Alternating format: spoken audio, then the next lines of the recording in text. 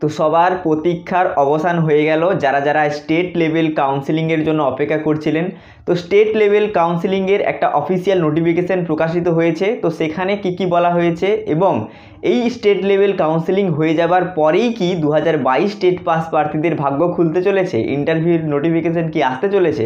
তো আজকের ভিডিওতে আমি এই ব্যাপারগুলো নিয়ে আলোচনা করব যে 2022 স্টেট পাসদের ইন্টারভিউ নোটিফিকেশান তাহলে কবে আসতে চলেছে এবং এই স্টেট ওয়াইজ কাউন্সেলিংয়ে কি বলা হয়েছে, আপনাদের কি ডকুমেন্টস নিয়ে যেতে হবে এবং এখানে যাবতীয় ব্যাপারটাই আলোচনা করব।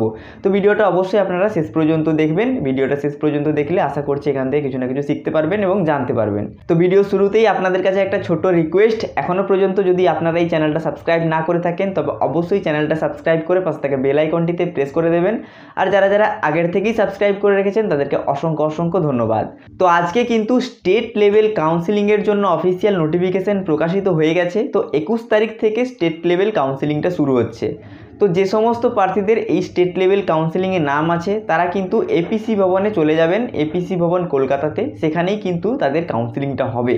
তো আজ এই ব্যাপারে যে নোটিফিকেশানটা প্রকাশিত হয়েছে সেই নোটিফিকেশানটাতে যে ডকুমেন্টসগুলোর কথা বলা হয়েছে সেই ডকুমেন্টসগুলো কিন্তু আপনারা অরিজিনাল এবং 2 copy self attested xerox copy নিয়ে যাবেন এবং সেখানে আপনারা ডিস্ট্রিক্ট চুজ করতে পারবেন এবং সেই ডিস্ট্রিক্ট চুজ করার পর সেই নির্দিষ্ট ডিস্ট্রিক্ট থেকে আপনাদের কিন্তু অ্যাপয়েন্টমেন্ট লেটারটা দেওয়া হবে।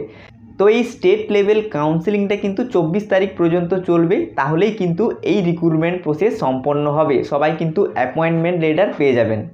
তো এরপরেই কি 2022 স্টেট পাস প্রার্থীদের জন্য সুখবর আসতে চলেছে, ইন্টারভিউ নোটিফিকেশান কি ভোটের আগেই আসতে চলেছে।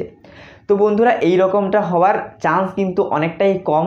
কেন বলছি এটা, তো 2022 রিক্রুটমেন্ট প্রসেসের স্টেট লেভেল কাউন্সেলিংয়ের যে লাস্ট ডেটটা আছে সেটা হচ্ছে 24/2/2024। তো 24 তারিখেও যদি কোনো একটা ক্যান্ডিডেটকে অ্যাপয়েন্টমেন্ট লেটার ইস্যু করা হয় তাহলে সেই ক্যান্ডিডেটকে কিন্তু আগামী 15 দিনের মধ্যে স্কুলে জয়েন করতে হবে। অ্যাপয়েন্টমেন্ট লেটার কিন্তু 15 দিন পর্যন্ত ভ্যালিড হয়।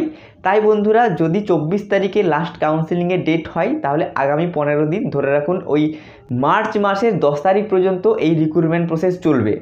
হ্যাঁ বন্ধুরা, মার্চ মাসের 10 তারিখ পর্যন্ত যদি এই রিক্রুটমেন্ট প্রসেস চলে তাহলে কিন্তু এপ্রিল মাসেই ভোট, আমরা সবাই জানি।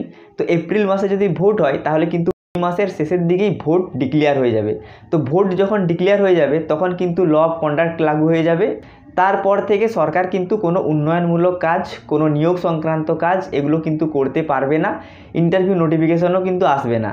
তাই আপনারা ধরে রাখুন ইন্টারভিউ নোটিফিকেশানটা কিন্তু আসবে ভোটের পর। হ্যাঁ বন্ধুরা, এটা অপ্রিয় হলেও সত্যি কথা, ভোটের পর কিন্তু ইন্টারভিউ নোটিফিকেশান আসবে।